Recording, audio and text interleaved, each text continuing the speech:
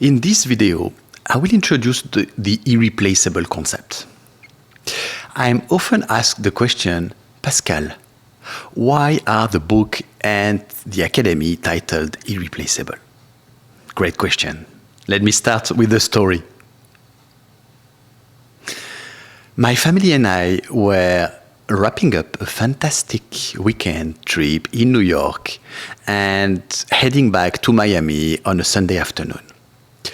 We wanted to get the kids to bed early to kick off the school week, so we chose a flight that wasn't too late.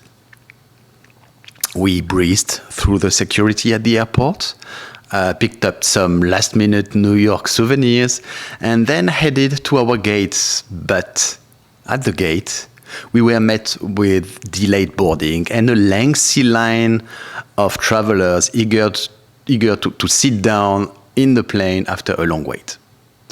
So because of the rush, we didn't have time to have lunch yet, so we took advantage of this long line, lengthy line of waiting. So we grabbed some sandwiches, I mean, what we could call sandwiches, if only they had some flavors. We ate them quickly close to the boarding gate. The flight crew could see us. We were just right by the door. After a quick bathroom break and a coffee run, I returned to find that the last passengers were boarding. My family got in line, we were the last to board, and we approached the gate just to be met with a cold, "The flight is closed."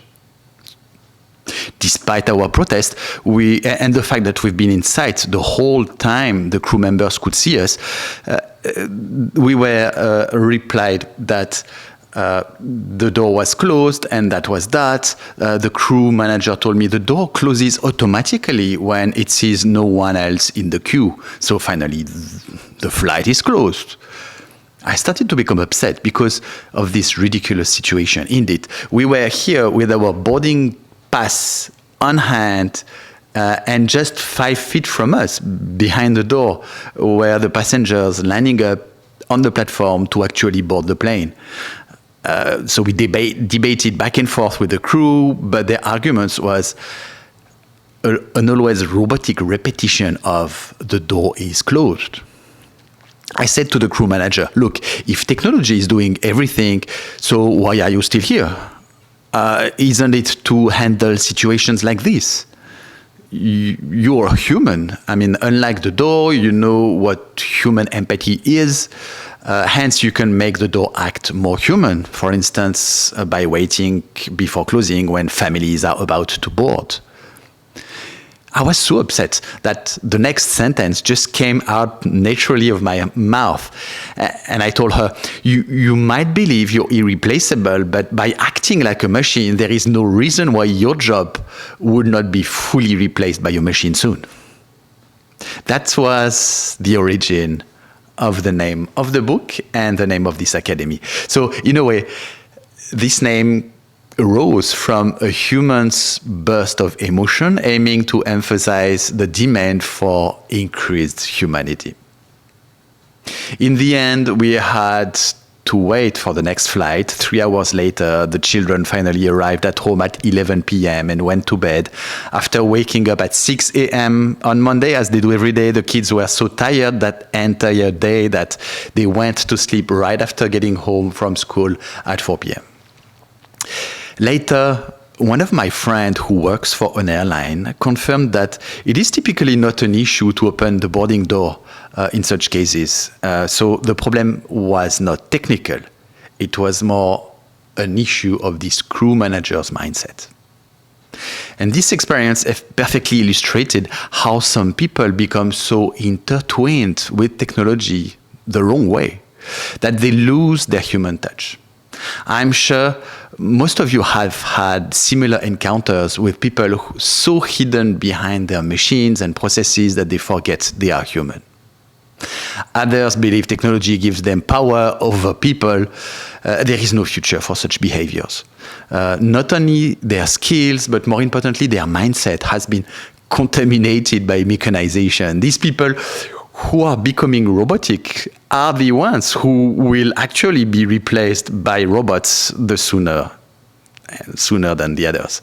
So, on one hand, those unable to adapt beyond robotic routines will be replaced by their very technology, by the very technology they cling to.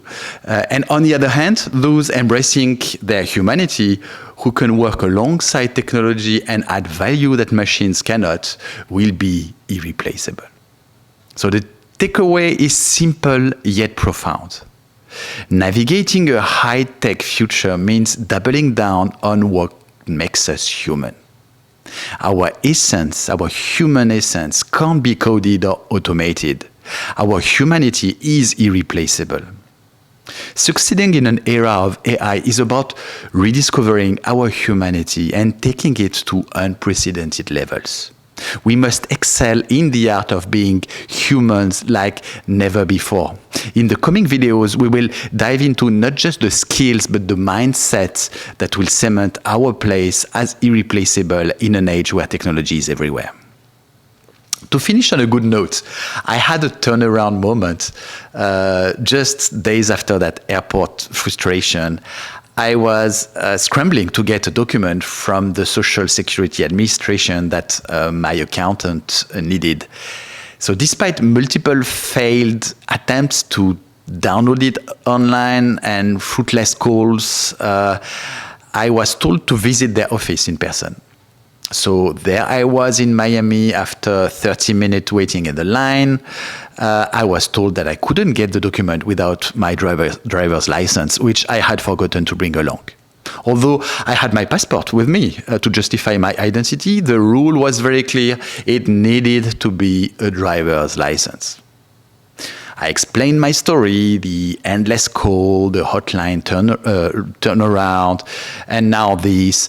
I could see the agent understood me. With a glance of empathy, she printed the documents, but blotted out her name, bending the rules because she saw the person behind the policy. I thanked her, recognizing her humanity, and this was a perfect example of how, despite what technology demands, a human touch can still make all the difference. No algorithm could have stepped up like that, only a person who sees you. It is easy to say, but how do you actually hold on to your human essence in a world that is increasingly saturated with technology and AI? My airport story probably got you thinking. It's like AI and tech are slowly creeping into every part of our life, even impacting our behaviors.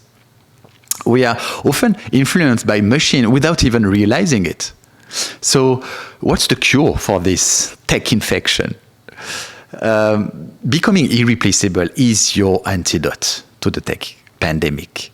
The irreplaceable concept touches on the core of human identity, value, and connection. It's the notion that certain qualities, contribution, or bonds are so unique and intrinsic to individuals or to an organization that they cannot be duplicated or substituted, even by the most advanced technologies such as artificial intelligence.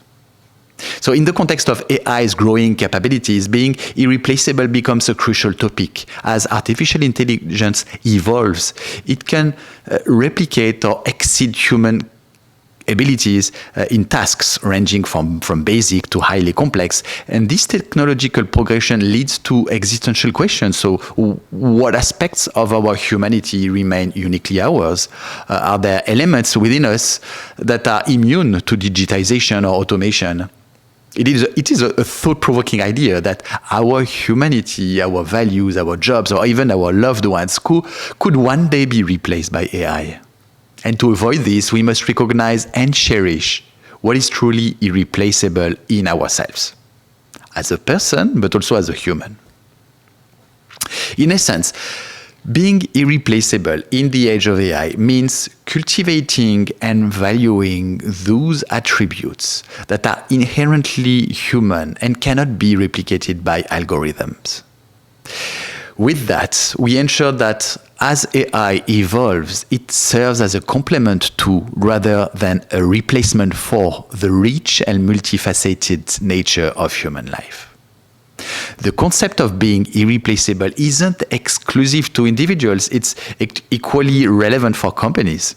So, for example, a company composed of irreplaceable people will be more likely to succeed in an AI world than a company that does not.